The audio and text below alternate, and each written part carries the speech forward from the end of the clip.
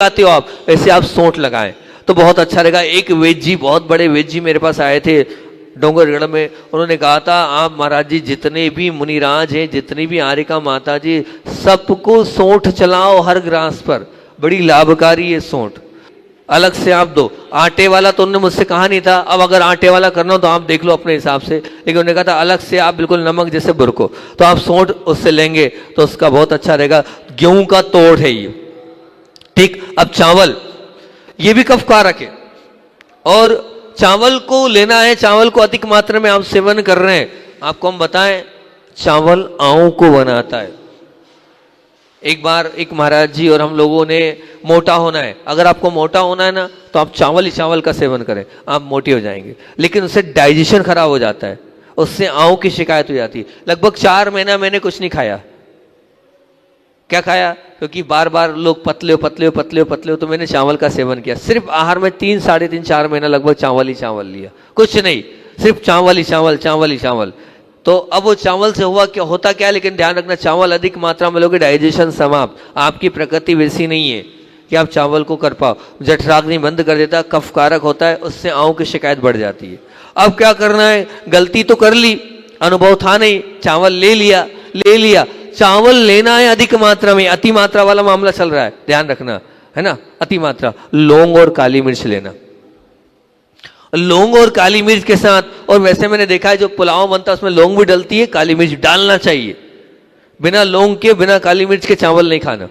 तो वो लौंग के साथ काली मिर्च आप डाल के, लौंग अगर आपके डाल के खा रहे हो, बहुत सुंदर है, उससे वो चावल पच जाएगा, कफ नहीं पैदा करेगा, जठराग्नि को बंद नहीं करेगा।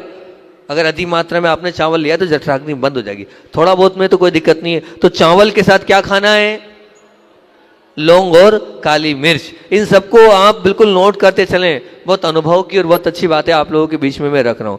उसके बाद सब्जियां आप लेते हैं, बिना सब्जी के आपका जीवन नहीं होता है। लेकिन ये सब्जियां 2 नुकसान पहुंचाती है।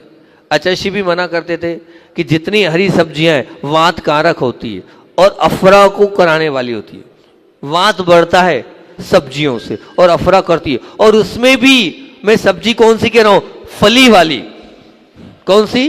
पहले फली वाली बोल रहा हूं मैं, फली वालों का बोल रहा हूं, वो वात कारक होती है और वो अफरा कराती है। ग्वार फल्ली, चतुर्फल्ली, ठीक है ना, और कौन कौन सी आती है, जितनी भी फल्ली आती हैं सब ले लेना, जिसमें बीज रहते हैं ना, वो वाली। अब उनको खाना है। 2 मैंने बताया था, वो चूल्हे की हो एक शर्त, चूल्हे की हो एक शर्त। बहुत अच्छा, कल एक बता दूं, बीच में भूल जाऊंगा नहीं तो मैं।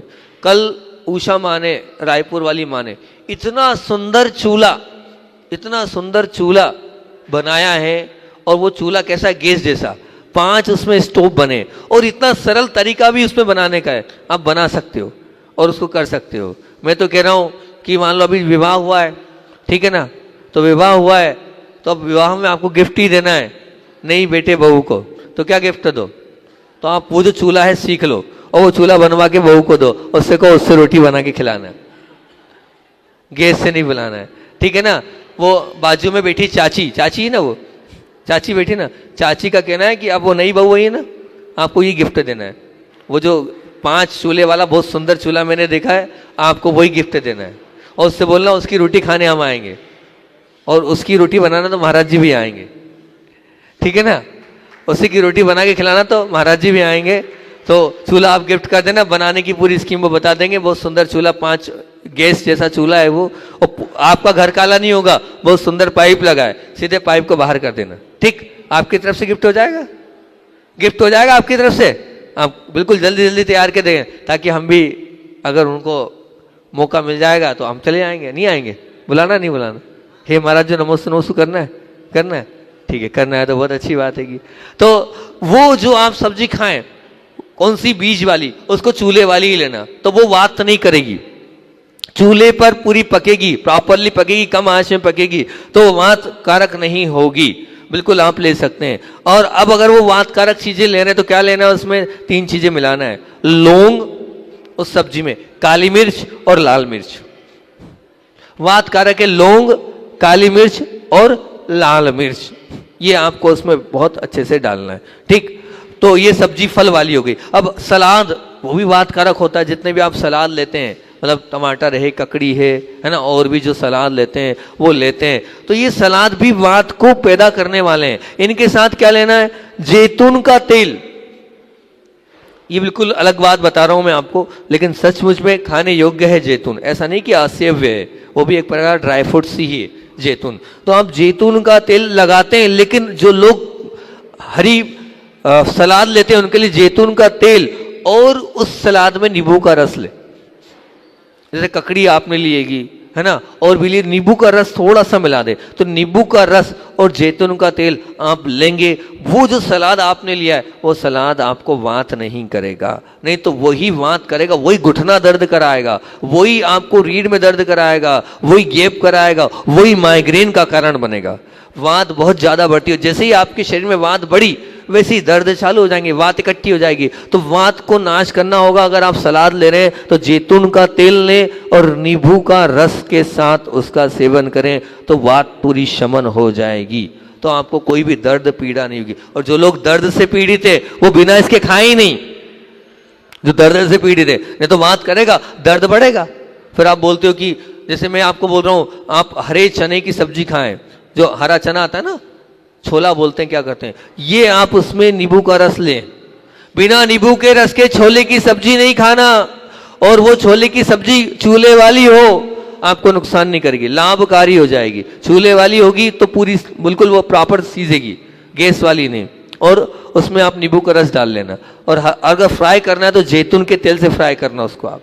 वो वही सब्जी जो है वो अमृत का काम करेगी, वही चना है, वात नहीं करेगी, वही आपके दर्द पीड़ा कष्ट में जो है वो लाभकारी सिद्ध हो जाएगी। पर लेने का जो तरीका बता रहा हूँ, बनाने का तरीका बता रहा हूँ, तो ये है। तो मैं तो कह रहा हूँ जितनी बहुएं हैं जिनको भोजन बनाना है वो तो रोज आए सुनने अभी वाले प्रवचन, ताकि भोजन बनाना सीख जाए। ठीक, फिर उसके बाद टमाटर सबको लेना है। बिना टमाटर ग्रेवी के, बिना टमाटर के आपका भोजन ही अंदर नहीं जाता है। ठीक है ना, जिनका हरि का त्याग है उनको भी चोरी से टमाटर चला दिया जाता है। तो टमाटर, इस टमाटर में क्या होता है, एक कफकारक होता है। इस टमाटर में, आप उल्टी बात बोल रहा हूं बिल्कुल, है ये टमाटर कैसा, खट्टा है, खट्टा, लेकिन इस टमाटर में भी आप नींबू डालें। उल्टी बात बोल रहा हूं बिल्कुल एकदम। वात को हमें समन करना है, कफ को समन करना है, और सिका जीरा डालें। जीरा कौन सा, सिका हुआ जीरा इसमें डालना है आपको। और क्या डालना है, इसमें हल्का सा नींबू भी डालना है। तो ये जो टमाटर है, इस टमाटर का दोष भी शमन हो जाएगा। ये टमाटर की बात हो गई। फिर उसके बाद मक्खन आप लेते हैं, है ना, जो मक्खन कहना चाहिए, मक्खन लेना, या फल आदि ले रहे हैं, नाशपाती आदि ले रहे हैं,